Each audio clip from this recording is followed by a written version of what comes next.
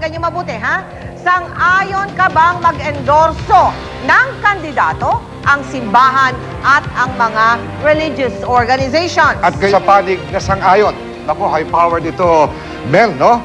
Ang unang guest natin na nagsasabing pwede ang simbahan mag-endorso at ang mga religious organizations ng mga kandidato, no less than the spiritual advisor ng El Shaddai. Siya po ang Vice President ng Radio Veritas, Deputy Director ng Caritas Manila, si Father Anton Pascual. Oh. Kunti lang. Sa palagay ko bilang pare, dapat lang na mag-endorso ang mga lay leaders ng katolikong simbahan at mga religious organizations. Sapagkat nakita natin ang kapangyarihan ng simbahan sa naganap na People Power 2 Revolution na hindi pa tapos hanggang ngayon ang moral revolution natin, ano? Kaya't alam natin na ang kredibilidad ng simbahan at ng religious organizations ay mataas, no? Protecting the truth and justice, no? Kaya sa puntong ito, dapat lang na mag-endorso sapagkat may kasabihan nga tayo, evil exists because good men do nothing. Alright. Kaya panahon na upang mag-endorso. Dito naman sa bandang kaliwa, hindi sang-ayon. Kapiling ho natin si Brother Eli Soriano, Presiding Minister ng Church of God in Jesus Christ. Sa pananaw ko po, hindi dapat mag-endorso.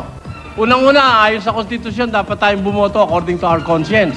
Hindi sa konsyensya ng religious leader. At hindi mawawala ang corruption sa gobyerno habang may politics ng utang na loob sa bansang ito. Dahil sa kai-endorso, kinakapital ng religious leader yung kanilang grupo para makakuha ng pabor sa gobyerno na siyang pinanggagalingan ng graft and corruption. Alright. Katoliko, ang simbahan ay binubuo ng dalawang grupo, no? Yung ordained at saka yung mga laiko. No? Bahagi ng simbahan yan. Ordained, ito yung mga obispo at pare, at yung laiko. Pareho silang simbahan. Okay. No? Ang sa akin, ang posisyon ko, yung mga laiko, the lay leaders of the church, no? Good leaders, credible leaders, competent leaders, dapat mag-endorso. At hindi lang mag-endorso, dapat mga tumakbo. Sapagkat love for God is love for country. Hindi mo pwede separate yan. Ano? In fact, they should engage in politics. They In fact, should good engage politics. and transform the world into God's justice and Whereas truth. the ordained, Father, Ang the simbahan, ordained, ang obispo at pare, no? Kasi they are supposed to be symbols of unity. No? Kaya sila nagbibigay ng moral guidelines sa mga tao. But sometimes in extreme cases, no, tulad ng panahon ni Marcos, alam natin na nandaya si Marcos nung snap election, umalma ang CBCP, ang mga obispo, nandaya si Marcos. Hindi pero siya sa karapat-dapat. ordinary election, hindi dapat? Ordinary election, ang mga Hindi dapat? ordained, no, ay hindi sumasali. Pero yung laiko, ay tinutulak talaga natin Pero, ang laiko. Father Anton, bago natin puntahan yung iba, you, as a person, ikaw Father Anton, Okay. as a priest, ngayon, kausap mo yung tao, ako, ang iboboto ko ay si Mel. Is that right or wrong? Alin? Ikaw mismo, as a priest, personal. Sabihin mo, dito, gusto ko iboto dito si Mel. Is that correct? As far as you're concerned? Personally sa akin, I'm a progressive priest. No? Pwede. I endorse. I would Aba, endorse. No? Okay. Tuloy ang revolusyon eh. Brother Eli, sabi mo kanina, ang hirap kasi dito, pag pinagsama mo yung relihiyon sa politika, parang ginagamit yung relihiyon as a political capital. Will you kindly explain ano that? yun? Ano ba ibig sabihin ano mo dyan? political capital? Ay, kasi ang relihiyon sana gamitin sa mga bagay na pampanginoon, hindi sa mga bagay na temporal, kagaya niyang eleksyon at pag-iendorso ng kandidato. Unang-una, yung sinasabi ni Father Anton na kailangan daw yung panig niyang tinitindig ay ganun ang gawin. It's a failure. 500 taon na ang Catholic Church sa Pilipinas. Hindi na-solve ang graft and corruption sa Pilipinas. Dahil nga dyan sa kai-endorso ng kandidato at kapapakialam ng mga religious leaders. At alam niyo ang ginagawa nangyayari? Eto, ang nangyayari, kahihiyan pa ng inyong Diyos. Di ba kahihiyan ng grupo ni Almeida na nagpatong pa ng kamay na gano'n, nanalo, hindi lang nanalo? Malaking kahihiyan yun eh. Obet, how do you react to that? Pinipili natin ang kahihiyan ng ating Diyos. Huwag na nating idamay ang Diyos natin sa bagay ng politika. Dahil, halimbawa, sinabi ni Kamanalo, ang inuboto natin ito, sugo ako ng Diyos. Di tama, dapat ang sinabi ko, natalo yung kandidato niya. Di mali ang Diyos mo. Obet, how do you react? Oo. natin kung bakit sang-ayon ako Okay. mag-endorso, ano? Alam mo, ang mga churches o mga pastor ay hindi nangangaral yan base sa konsepto ng tao. Ngunit ang pinapangaral nila kung ano yung tinuturo, inuutos, at pinagbabawal ng banal na kasulatan. Ngayon, ang banal na kasulatan ay walang pagbabawal sa pag-iendorso. Diyan tumatayo ang mga mangangaral at ang mga churches. Okay? Ngayon, ito ang punto rito. Go ahead. Ang sinasabi ng Biblia ay Wala nga, ganito. Brother Eli. When the righteous are in authority, the people rejoice. Good. But Yes. when the wicked beareth rule, the people mourn. Okay. Abay, yun ang tagal-tagal ng panahon, Oscar, na lahat ng mga mamamayan natin naghihirap. Bakit? Okay. Sapagkat walang tumatayo sa katuwiran. Okay. Okay? Ngayon, sino nga ba ang tatayo at magtuturo ng katuwiran? Kundi ang mga mangangaral ng salita ng In other words, Pero wala sa Reverend, Biblia yun. Yan, wala daw sa Biblia. Wala sa Biblia yun. Wala sa Okay, Biblia may yun. sagot lang. Tutol ako ron. 17:5 ng Jeremias. Sumpain ng tao na tumitiwala sa tao. Tapos, eto pa. Eto nasa Biblia. Awit 146:3. Ang sabi, Psalms 146 verse 3, ang sabi ron, huwag niyong ilagak ang tiwala ninyo sa mga pangulo o sa mga anak ng tao na walang pagsaklolo. Hindi ka sigurado Iba ang yan. premise nun, Eli. Di ba? Ito isang buhay na karanasan. Inidorso ng Iglesia ni Cristo sa Erap. Ano nangyari kay Erap? El Shaddai din. Di ba? Ang El Shaddai inidorso sa Erap. Ano ngayon? Ba't hindi nyo tinulungan si Erap? Tinalikuran mo lang. Mahirap eh. No? sasagot lang. Wait.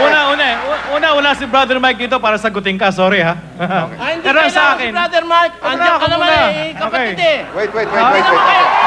Sana inanayaan mo siya. Wait. Kaya Okay. importante kasi, no? Huwag natin ihiwalay ang pagmamahal sa Diyos at pagmamahal sa bayan. Kasi Okay. ito ang pinagkatiwala sa atin ng Panginoon. Kaya sa akin, alisin na natin yung mga philosophical, Ang importante Hindi filosofya yun. yung pagmamahal sa Binabasa bayan. sa Biblia yun. Kayo nga namimiloso po. Yung pagmamahal sa bayan Kayo nga ang importante. namimiloso po. Tingnan mo na. Hindi dapat Airtime endorso. ko, Bakit? Brother Eli, Wala sa Biblia eh. Airtime Okay, ko okay, muna. okay. Brother Anton, Respetuhan okay. muna tayo, okay lang? Yan ang Okay. problema sa'yo, walang respeto eh. No? Hindi. Ako nagkasalita eh. Huwag ka mamemersonal. Huwag ka mamemersonal. Alamin mo, debate ito. Allowed dito na sumagot pagka meron ka dapat isagot. Huwag ka lang manggugulo. Ano ba yan? Lalabanan nyo pa ba sila kung mabait sila sa inyo? Kung gagawa sila ng pabor sa couple for Christ? Di ba ganon? Kaya nga hindi nawawala yung politics sa utang na loob sa Ang atin dahil sa magiging ganyan eh. pabor doon, Brother Eli, is kung they will fight for what we are fighting for, like pro-family, pro-life, good governance. So, yun Abay, lang naman namang inaasahan namin sa kanila. Si Paring Rod naman pro-life, pro-family. Di ba? Paring Oh, Rod? yes. Magaling ako magpamilya, walang duda ron. Ang depresya, baka hindi alam ng pamilya ko na magaling ako magpamilya. Ngayon, ang problema rito kaya ako nagkukumahog na makarating sa Senado. Hindi dahil sa kokote magandang lalaki ron, hindi. Wala doon. Gusto ko na makatulong ako na mabago yung ilang mga medyo nakikita kong hindi nabibigyan ng atensyon ng mga mahihirap, matatanda. Ako'y Katoliko. Sa makatwid, kaya ako hindi sumasang-ayon dahil mismo sa simbahan at sa ating ikangay relihiyon, marami kayong iniindorsong wala sa lugar eh. Meron diyang gagawin sa ebanghelista, pipinturahan ng kote, sisimentohan, lalagyan ng peking mata, i-endorso ninyo sa amin. Kami Santa Casino, Santa Loto, Santa Kikil, Santa Diligencia. Okay. Ang dami ninyo pinakikilala eh. Isa lamang ang Diyos. Isa lamang ang Diyos, isa lamang ang Diyos. Yan ang i-endorso ninyo, hindi tayo magkakatalo rito. Okay, Rex. Ray, go ahead. Kung ako po isang magiging ipokritong kandidato, papakita ko na moral ko maganda, maayos.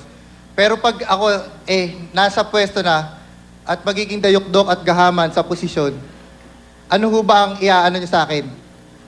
Paano na ang mga maniniwala sa inyo, sa religion nyo, pagkatapos nyo akong endorso? Okay, Mike. It seems to me that you're part of that group that has endorsed. Okay. Yes. Ikaw, anong sagot mo doon kay Rex? si Jesus mismo nung oras niya ay nakialam sa politiko sa pamagitan ng pagtuturo ng tama at mali, ganyan din ngayon, ang good governance is an education na kailangan may tama at mali. At dapat mag-endorso ang simbahan para matuto ang mga tao. Kasi in the end, choice naman ng sariling tao ang pagboboto. Hindi nag-endorso si Kristo, iho. Hindi Pero- nag-endorso si Brian. Kristo. Nagbigay siya ng guidelines kung sino ang dapat piliin. Pero never na may tinuro siyang tao na inendorso. Yun ang Okay. dapat gawin ng simbahan. Magbigay kayo ng guidelines. Huwag kayong mag-endorso. Mike, Okay, Mike. go ahead, Mike. Pero maliwanag naman yan sa Katoliko eh. Bago mag-endorso ang mga lay leaders ng simbahan at religious organization, ini-screen yan sa credibility, moral integrity, at competence. Kaya sigurado, pag nag-endorso ang religious organizations, mahusay yun. At syempre, babantayan pa rin Eh at bakit patuloy na naging consultation. 13-0? Kung ini-screen, bakit naging 13-0? Black voting nangyari. Okay, Labing pa. lang yung senador eh. Hindi Okay. talaga Mamaya in-screen sasabihin na. Lang yung senador, syempre. Okay, pa. Go ahead, 13-0. Sam. To God, what is God's. Is God's. Ano ang reaction mo dito? Hindi ba, Father Anton, Eli, lumalabag ba tayo dito sa injunction na sinabi ko kanina na sa Biblia, kung tayo po'y makikialam sa politika, kung tayo po'y simbahan?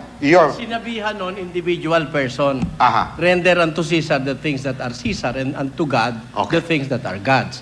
Ang ginagawa ng simbahan, you render unto God the things that are God's. And I will tell you, yung simbahan, I will tell you to render unto Caesar the things that are Caesar's. Ang ginagawa ng simbahan, masyado ng pagdidikta, paninikil sa karapatan ng tao. Dahil, halimbawa ako, Ako na, pwede na ako. pwede kong sabihin, si Governor Pagdanganan, boboto ko eh. Natitiyak na kanya ngayong gabi, boboto ko siya. Pero, hindi ko siya i-endorso sa membro namin. Kasi, pag siya naging kurap, bandang huli, nilalagyan mo pa ng cargo di konsensya yung membro mo. Ha? At kung halimbawa, hindi ka sinunod ng membro mo, nilalagyan mo rin siya ng cargo di konsensya dahil siya, hindi masunuring ng Di ba kasunod ng sa'yo? simbahan. Aha. Hindi sumusunod sa leader. Aha. Kaya dalawang kasalanan ang ginagawa mo sa miyembro you mo. put the church at risk. At dinidisregard mo totally yung sinabi ni Jesus Christ na dapat i-respect, render unto Caesar the things that are Caesar's and unto God the things that are Okay, God's. Father Anton, okay. Your Okay, side. my side. Okay. Siyempre, una sa lahat, nare-respeto ko yung posisyon ni Brother Eli. Pero sa palagay ko, mali interpretasyon niya. No? Makinig tayo. Nakinig tayo. Let's listen. Let's listen.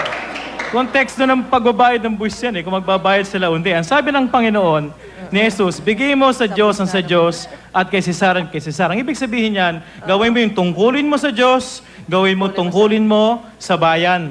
No? Anong tungkulin sa bayan? Anong tungkulin natin sa bayan? Ano yung responsibilidad natin sa bayan? Magluklog tayo ng mabubuting maglilingkod sa atin. At kung kinakailangan mangampanya tayo ng mabubuting lingkod. Okay, Miriam. Para po mailagay sa kamay at desisyon ng tao, hindi kailangan mag-endorso ang sino man religious leader. Kailangan magbigay sila ng guideline, yung galing sa banal na kasulatan na mapanggagalingan ng magandang gobyerno.